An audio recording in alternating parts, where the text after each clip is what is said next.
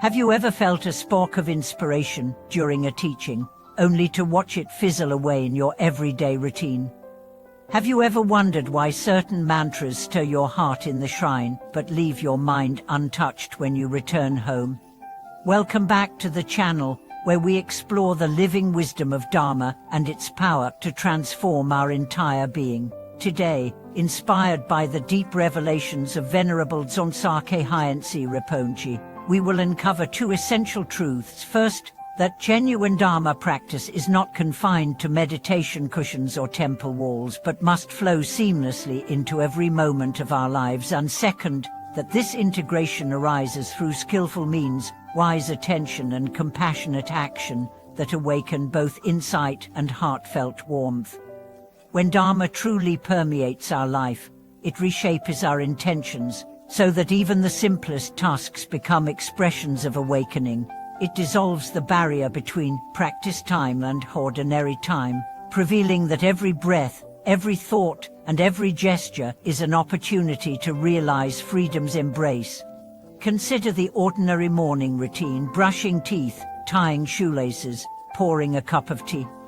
Under the spell of habitual distraction, these actions slip by unnoticed. Yet Rinpoche teaches that if we attend to them with clear awareness, they become gateways to profound discovery.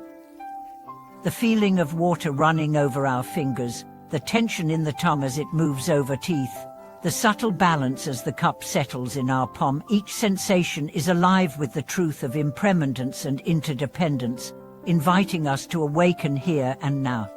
Over the next hours, we will journey through vivid stories of practitioners who, guided by Rinpoche's counsel, transformed mundane chores into living Dharma. We will explore how wise attention turns mental turmoil into clarity, and we will learn compassionate action that dissolves self-centeredness. As we weave these threads, you will see how life suffused with Dharma is not a distant ideal but an ever-present reality, waiting to be discovered in every breath.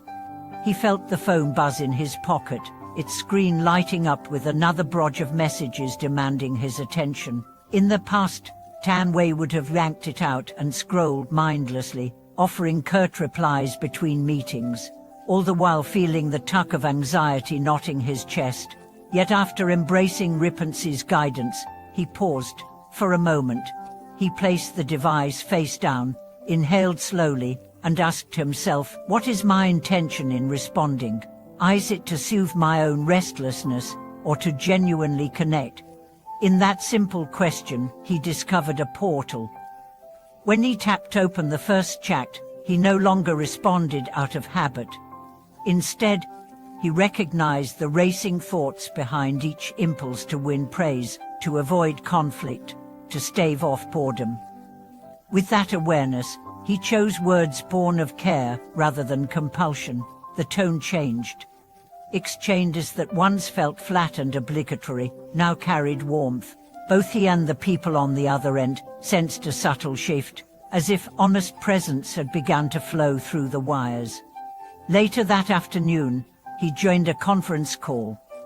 The usual litany of performance metrics and profit forecasts played in his ears like white noise, but this time, he decided to practice what he called listening for essence. As colleagues talked, he noticed not just the content of their words but the hesitation in their voices, the flicker of uncertainty behind their claims. By holding a spacious silence inside, he allowed them to speak more fully, inviting them to clarify their own thoughts rather than rushing in with solutions. Suddenly the meeting shifted, ideas became more creative, collaboration more genuine. He realized that compassionate attention can transform even the driest boardroom into a field of awakening. That evening, Tan Wei prepared dinner for his family. He chopped vegetables as if wielding a brush on canvas, each slice guided by steady breath. The chopping board's rhythm became a mantra, centering him in the present moment. When the scent of garlic and ginger filled the kitchen, he smiled, grateful for simple abundance. As his daughter bounded in, chattering about her day, he paused mid-stir and met her eyes, fully attentive. In that instant, Their usual distracted dialogue blossomed into heartfelt connection. She felt truly heard, and he felt the warmth of his heart opening. Over the next weeks, she wove these moments of mindful action into every facet of his life. Even the commute became a practice ground rather than tuning out behind headphones. He brought awareness to the tightening of his grip on the steering wheel, the tension in his shoulders as brake lights flickered ahead.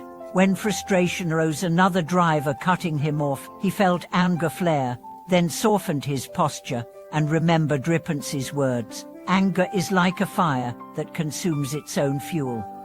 By observing the heat without feeding it, he watched irritation subside into clear, open space.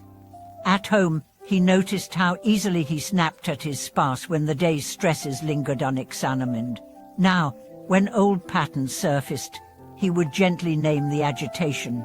"Oh, here is my weariness. Here is my fear of not being enough," and the familiar sting of resentment would dissolve. He discovered that truth spoken kindly can heal rifts long abandoned. In offering an apology, not as a forced ritual, but as a genuine acknowledgement of harm done, he saw trust deepen and intimacy grow richer than before. On weekends, Tan Wei joined a small meditation group formed by colleagues who had also encountered Rinpoche's teachings. They shared stories of breakthroughs and setbacks, laughter and tears.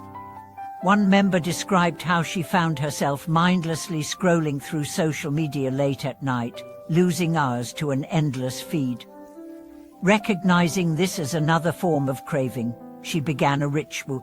Every time she felt the pull to swipe, she would place her hand over her heart, breathe deeply, and recall something she truly cared about: her aging mother, her unfinished novel, the fragility of a dewdrop at dawn. With each pause, the flood of distraction receded, replaced by clarity of purpose. As these personal transformations multiplied, Tan Wei sensed a broader shift in his world.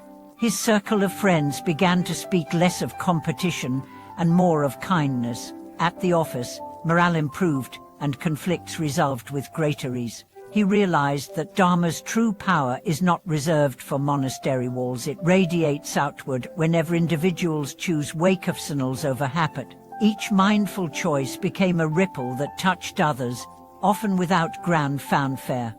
In every encounter, whether with technology, colleagues, loved ones, or his own restless mind, he found that the practice of wise attention and compassionate action forged a seamless thread between the cushion and the marketplace, between ritual and reality. The boundaries dissolved, and life itself became the sacred ground for awakening. Thank you for watching this video.